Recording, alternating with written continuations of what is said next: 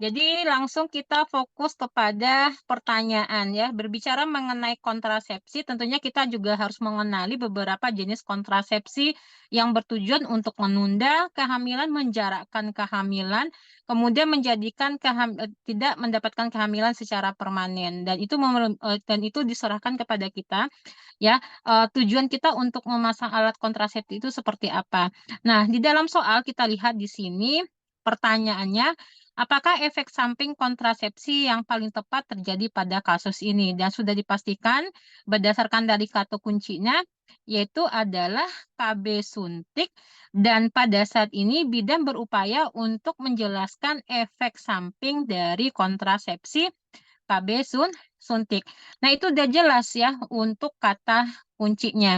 Nah, seperti kita tahu bahwasanya KB suntik itu merupakan salah satu jenis kontrasepsi hormonal yang digunakan untuk mencegah kehamilan atau lebih tepatnya menjarakkan kehamilan ya. Kalau di kitanya ada berdasarkan waktu pemberian dia ada dua Mas Adi. Ada yang 1 bulan, ada yang 3 bulan, dan biasanya kalau untuk KB suntik 1 bulan, dia mengandung hormon estradiol dan metrosiprogesteron. Tapi kalau untuk KB suntik 3 bulan, dia hanya mengandung metroprogesteron, tidak mengandung hormon estradiol. Dan kandungan ini yang akan berupaya untuk menghambat dari proses ovulasi, serta membuat lendir serviks lebih kental. Sehingga pada akhirnya apa? Akan mempersulit pertemuan dari sperma yang ingin membuahi sel telur. Nah, di samping itu juga banyak lagi manfaat dari KB suntiknya menimpiskan dan menurunkan kesuburan dinding rahim. Jadi kalau seandainya kalau itu terjadi, maka kalaupun sperma berhasil membuahi daripada sel telur ataupun embrio yang merupakan calon daripada si janin yang terbentuk, maka embrio itu juga akan sulit menempel ke dinding rahim, sehingga pada akhirnya juga tidak akan terjadi yang namanya kehamilan. Walaupun kita tahu KB suntik dianggap lebih efektif dibandingkan dengan pil KB dalam menjarakkan ataupun mencegah kehamilan. Namun kalau seandainya si absetor KB suntik ini tidak perlu menggunakan obat setiap hari, seperti mengkonsumsi pil KB.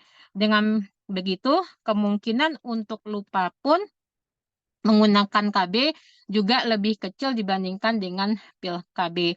Jadi, perlu diketahui KB suntik ini hanya efektif untuk mencegah kehamilan dan tidak dapat mencegah penularan infeksi menular seksual.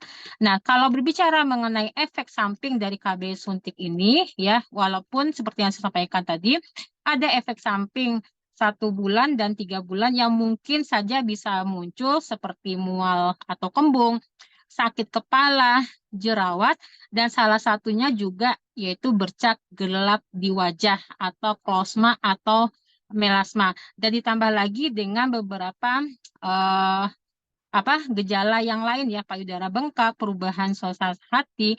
Nah, berbicara mengenai melasma atau klosma tadi, ini merupakan bercak-bercak yang berwarna kecoklatan atau lebih gelap dibandingkan dengan warna kulit wajah kita yang biasanya muncul di kulit wajah, dan biasanya yang sering kita lihat ya, itu juga dialami oleh ibu hamil karena pengaruh hormon. Nah, jadi klosma ini biasanya juga muncul di kulit wajah, terutama bagian pipi, dahi, ataupun dagu.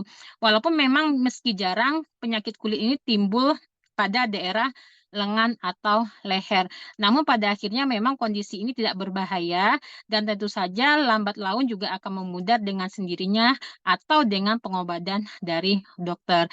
Jadi dan kalaupun pembentukan dari melanin ini dikarenakan karena faktor tadi, karena adanya hormonal ya, terutama kalau seandainya kita menggunakan kontrasepsi hormonal yang salah satunya adalah KB suntik. Jadi berdasarkan dari kata kunci ya dari soal yang ada, maka yang jawaban yang tepat itu adalah option A dengan klosma.